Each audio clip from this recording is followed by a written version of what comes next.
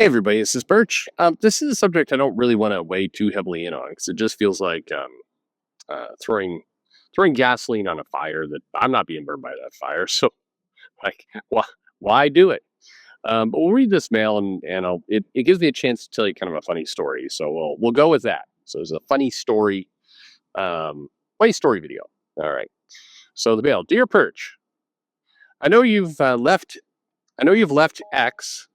I'm not going to ever get used to calling it X. By the way, I'm just not. Anyway, I know you've left X, but I'm curious if you still go back there from time to time, only when people send you their link, and check out what's going on in comics. Basically, we're in a very strange position right now where a lot of the comic creators for the mainstream have moved over to Blue Sky, and so it's relatively quiet. And then we've got some tweets by Jimmy Palmiotti, who is still hanging in there, and then a constant blood feud between various members of the crowdfunding community. I say community, but it's like the kind of community where everyone is related and fights each other all the time. So basically, the Deep South. I'm kidding. I'm kidding. All my wonderful listeners from the Deep South. I understand. I say as I swerve around a what looks like a giant paint bucket and a ladder that's just in the middle of the road for no goddamn reason. Anyway, uh, yeah, it's all fine. People, sorry, when called out on this behavior, people defend it by saying that the controversy equals cash and that people want to see the infighting and it's not that serious. I don't know. It doesn't feel like, sorry, I don't know. It doesn't feel like something light and funny. Curious what you make of all this. And if you think, literally as I'm recording this, I'm just watching, I'm on a freeway, things aren't moving very fast. A car, it looks like a Toyota Corolla, just like decides, fuck it, I'm not waiting in this traffic anymore, goes into the grassy median and just start driving down that. I could see like bits of the car like scraping, like it's got to be rocks down there. You're seeing little sparks come out from under the car, as presumably the undercarriage just bashing. I make these jokes about Texas roads and Texas driving, but goddamn, you know, this was the place where they had the 100. I mean, it's not that funny because like people died, but they had like a 130 car pileup on south of either south of Dallas or South Fort Worth. It was icy, and people were like, "Oh fuck it, I'll just slam on the brakes on this ice, come to a stop real quickly." Anyway, um, I've lost the plot.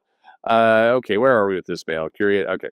Well, basically, the person is asking if, in the words of Eric Bischoff, if controversy equals cash, and if the infighting is helping or hurting the independent crowdfunding community. And I would say the infighting and the squabbling and the shitting on each other on Twitter or X or Blue Sky, wherever it happens to be, I would say it's as effective for crowdfunding and indie comics as it is for the mainstream, which is it's not. I think in the short term or the small term, I think with relatively small kind of print runs of comics, really relatively small projects, the controversy does probably lend some extra opinions, lend some extra cash because people are getting some attention onto their projects that way. But it's not healthy attention. It doesn't have anything really to do with the books. And so I think it's all net negative once you get past a certain point. I think when you're unknown, the controversy probably, spins up a couple people who buy your book out of moral support for you, but they have no real interest in your comic. And then I think it's like a little hill. So right. So when you're very small, I think the controversy and kind of YouTube battling and Twitter battling and all that kind of stuff, the general just, pissing on each other, which is where my story is going in a minute. But that stuff, I think helps a little bit when you're unknown. And then I think once you're relatively known, I think it flattens off, it plateaus. The squabbling, you've got the money you're going to get, you've got the attention you're going to get from the squabbling. And so it kind of levels for a little bit. And then I think it quickly goes downhill. It largely turns off people rather than attracts them to your project. So I don't think it's healthy. I think it basically by having a lot of the feuds and the fights and all that kind of shit, I think you're putting a ceiling over yourself. And it's a ceiling that basically you're constructing your own limit. And I think you can't. It's very hard then to get past that limit because you're known more for the drama and for the internet to owns as opposed to actually you know the comic. I mean, at the end of the day, a business has to be fundamentally about the business that it's selling, that it's producing. And I think if you get yourself too much into a world of, just basically fighting over nonsense, the further you distance yourself from the product you're trying to sell, the more harmful it is. You're purely going on drama and outrage, and at that point, your product is drama and outrage. So for one thing, it's hard to keep up. Said never me. Anyway, it's hard to keep going. Said never me. Anyway, it's just not it's not helpful. If your business is I want to be a comic creator or I want to sell something, I think it's bad. And I think the same thing is true with the mainstream. If you're a Marvel creator and your brand gets to be that shit on people and get into weird little fights and drama online, that's making it about you. It's not making it about the comic. And you'll get some people who will support you because they like your side of the fight. And you get other people who will never buy anything from you because they're on the opposite of the fight. And you get a lot of normies that just whenever they see it, it's kind of poison to whatever your product is, to whatever you're trying to do. It's just, it scares them off. They come to the Unless people come to the party wanting drama, specifically wanting drama, then, the drama it's the opposite of the product they came looking for. So they leave in a hurry and you lose them. So I don't think it's healthy. And I think independent comics, crowdfunded comics, I think it is way too tied up with a brand of drama. And I think it's unhealthy. Now, the problem is it's addictive, right? Because, when you're unknown, you get involved in a little bit of that stuff and you immediately get some attention because it's a cheaper, easier way to get attention for yourself. But it's like junk food. It very quickly evaporates. So that's what I think anyway. But it leads to this story. I remember, and this is a absolutely true story. So once upon a time, I was working in a large software company in Redmond, Washington. I'll leave it there. And I was in this building that was one of the nicer buildings, it was a new building. And I noticed that this is a software company. A lot of people who were working in it were millionaires. It was a company that, depending on the time period you were there for, it was producing a lot of millionaires because the stock was splitting, sometimes twice a year. And, salary was very good and everything was going great. So lots of people were getting rich. And so you had a lot of people who were, I guess a way to call it in the business were new millionaires, right? They were getting new money for the first time. And what I noticed is that the bathrooms were often, there was an inverse proportion of the lower level, the more humble parts of the staff.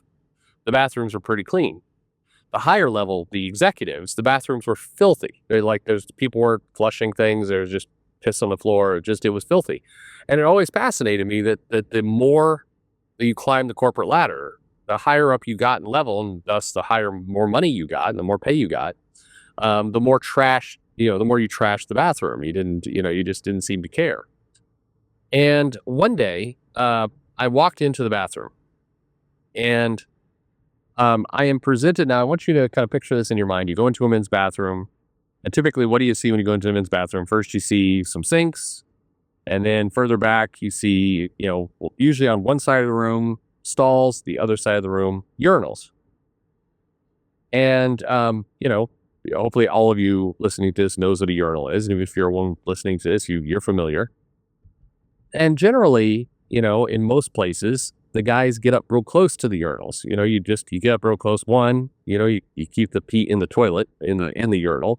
Two, you don't want to just be waving your dick around out in the open, right? There's a whole logic that if you walk into a bathroom and there's like 4 urinals and 2 of them are taken and there's 2 empty ones, like where do you stand? Do you look for one on the edge where you don't have to be next to somebody? Are you a vegan and you just stand right between the two and talk about how you're a vegan? Like what do you do when you're in the bathroom?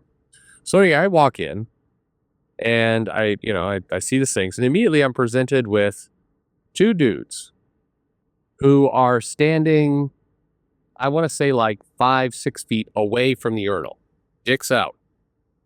peeing in two messy arcs toward the toilets.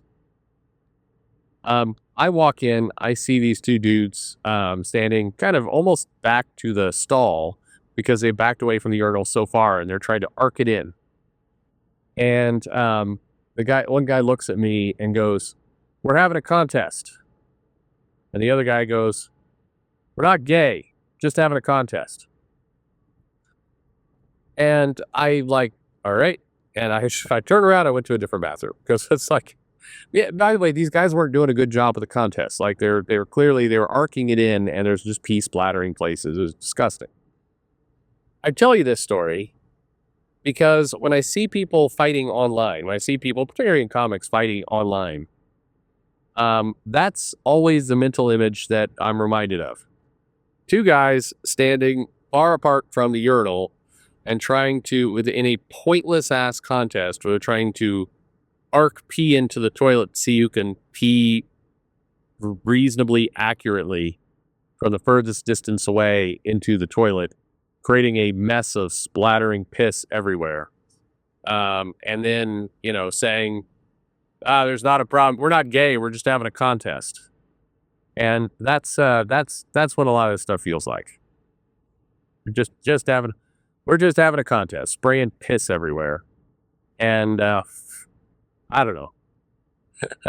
I think this stuff's all so pointless when you get right down to it. And the main what's the quote? Make the main thing the main thing. The main thing is comics, you assholes. Make comics. Thanks for listening.